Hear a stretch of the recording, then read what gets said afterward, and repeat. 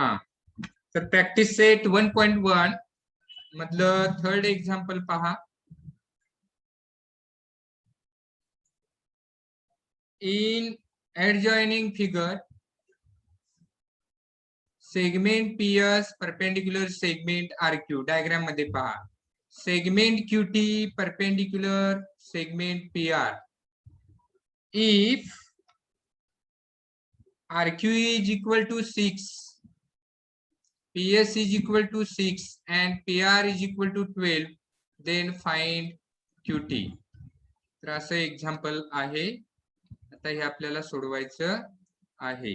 Okay, आता हे सोडवत असताना दिलेली माहिती आहे ती अगोदर मी इथे लिहून घेतोय. काय दिलेलं आहे तर RQ दिलेलं आहे.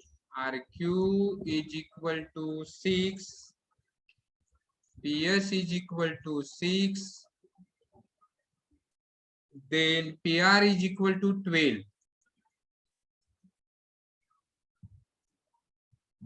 Given.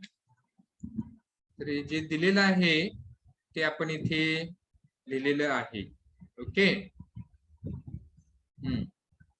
आता आपल्याला पुढचा भाग सोडवायचा आहे. तर आता इथे त्रिकोणाचं क्षेत्रफळ आपल्याला काढायचं आहे. त्या सूत्राचा वापर करायचा आहे. फॉर्म्युला पहा, area of triangle, area of A triangle,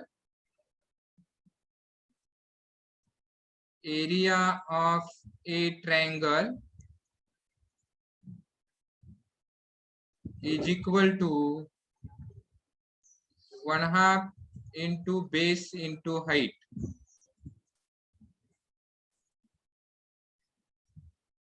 आता इथे ट्रायंगल कोणता आहे तर PQR आहे. त्यामुळं therefore area of triangle PQR is equal to 1/2 into base. आता इथे घेताना बेस आपल्याला कोणता घ्यायचा आहे तर हे लक्षात घ्या. जर आपण इथे बेस जर आपण QR घेतला, बेस जर आपण QR घेतला, हा पहा बेस QR घेतला तर हाईट होणार आहे PS. हे लक्षात घ्या, हे तुम्हाला समजणं गरजेचं आहे. ओके, हा, तर इथे आता मी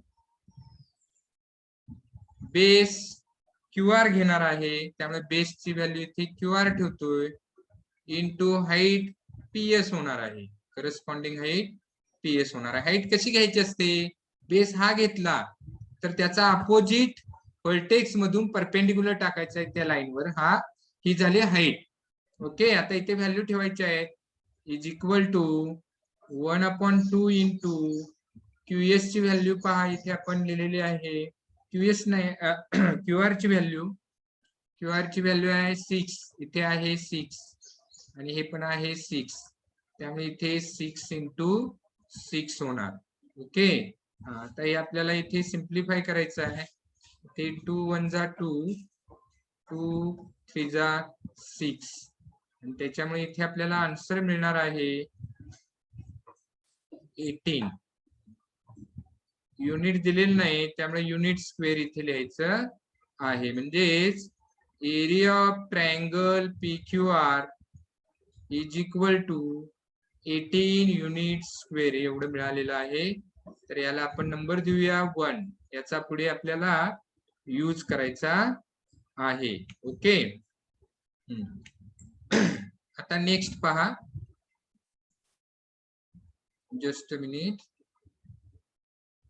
हा, आता या ट्रायंगलचा एरिया आपण काढला बेस QR घेऊन, तसाच बेस PR घेऊन देखील आपल्याला एरिया काढता येतो. बेस PR घ्यायचा, त्यावेळी हाईट होणार आहे QT. हे लक्षात घ्या.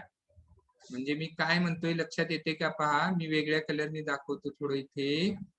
तर हा आपल्याला बेस घ्यायचा आहे इथे, जस्ट मिनिट, हा बेस घ्यायचा आहे.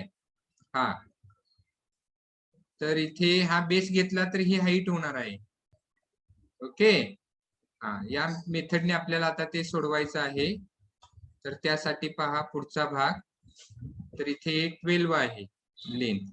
आता पुन्हा पहा, म्हणून इथे मी लिहितो अल्सो. तोच फॉर्म्युला यूज करायचा आहे, मात्र बेस हाईट वेगळी येणार आहे. Area of triangle PQR is equal to 1/2 1/2 into base घेणार आहे PR आणि हाईट घेणार आहे QT. हाईट घेणार आहे QT. ओके, आता इथे मला व्हॅल्यू ठेवायची आहे 1/2 इंटू PR ची व्हॅल्यू पहा डायग्राम मध्ये 12 आहे आणि QT ची व्हॅल्यू माहिती नाही, शोधायची आहे, म्हणून QT आहे तसं लिहिलेलं आहे इज इक्वल टू. आता इथे पहा 2 1 जा 2 आणि 2 6 जा 12, त्यामुळे 6 इंटू QT येणार. आणि या साईडला आपण याची व्हॅल्यू वरती जी आहे ती ठेवणार आहोत आपण इथे 18 आणि इथे फ्रॉम 1 लिहितो, फ्रॉम 1. आता याला सिम्प्लिफाय करायचं आहे, QT ची व्हॅल्यू काढायची आहे, त्यामुळे therefore QT is equal to, हे 6 इकडे इंटू आहे तिकडे डिवाइड होतील, 18/6 and therefore QT is equal to 6 3 जा 18 येतात, त्यामुळे 3 युनिट दिलेलं नाही, त्यामुळे 3 युनिट्स असं लिहायचं आहे. ओके, तर इथे आपल्याला हा जो क्वेश्चन आहे तो अशा पद्धतीने सोडवायचा आहे. तर इथे महत्वाचं काय केलेलं आहे पहा, तर हा जो ट्रायंगल आहे इथे, तर हा जो ट्रायंगल आहे तर तो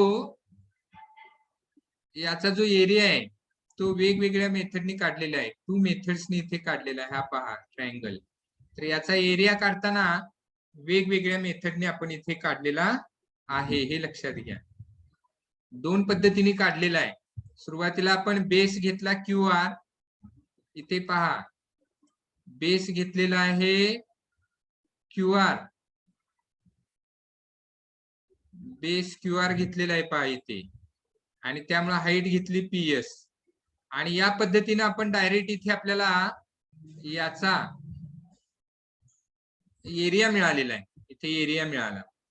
आणि सेकंड वेळी आपण काय केलं, तर इथे बेस PR घेतलेला आहे आणि हाईट घेतली QR, आणि या मेथडने आपण सॉरी हाईट QT आहे, QT ची व्हॅल्यू आपल्याला काढायची होती आणि याची व्हॅल्यू आपल्याला ऑलरेडी मिळालेली आहे वरती, ती इथे ठेवलेली आहे आणि याच्या आधारे आपण इथे QT ची व्हॅल्यू काढलेली आहे. ओके, हा, तर हे लक्षात येणं गरजेचं आहे आपल्या.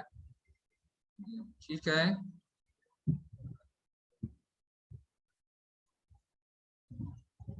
हा, तर हे एक्झाम्पल आपल्याला अशा पद्धतीने सोडवायचं आहे. ओके, हे ते QR आहे, जस्ट मिनिट. हा, प्रॅक्टिस सेट 1.1 मधलं 4th एक्झाम्पल आहे, पहा इथे. In adjoining figure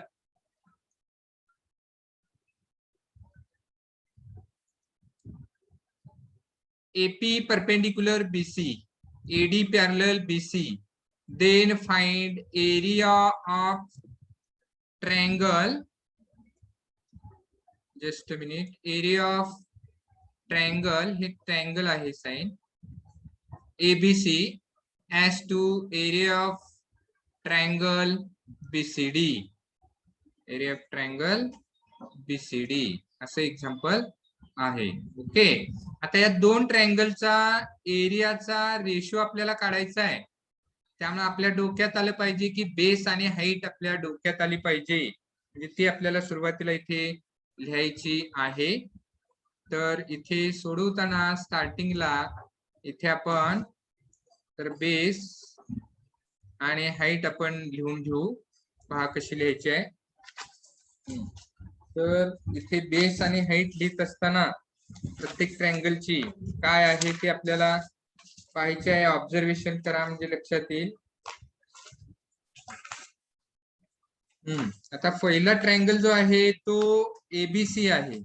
okay, ABC diagram मध्ये पहा, for triangle ABC, for triangle ABC base, base पहा ABC, हा पहा इथे हा ABC लक्षात येतोय का, हा ABC एवढा ट्रायंगल आहे.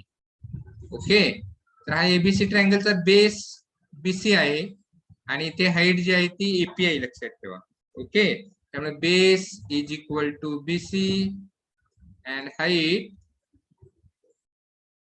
Is equal to AP. आता नेक्स्ट पहा. नेक्स्ट आपल्याला आता ट्रायंगल घ्यायचा आहे, बीसीडी दिलेला आहे, म्हणून इथे लिहितोय मी for triangle BCD base is equal to BCD. पहा मी इकडे दाखवते, बीसीडी इकडे आहे पहा, हा लक्षात घ्या, बीसीडी. तर इथे बेस आहे बीसी आणि याची हाईट जी आहे तर ते हाईट देखील एपीच आहे पहा. ओके, हा, आणि मग आता आपण इथे by the ratio of areas of two triangles किंवा प्रॉपर्टी आपण लिहू इथे, by the property of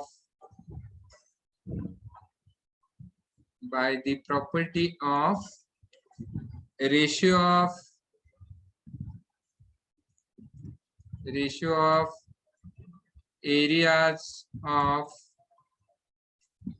two triangles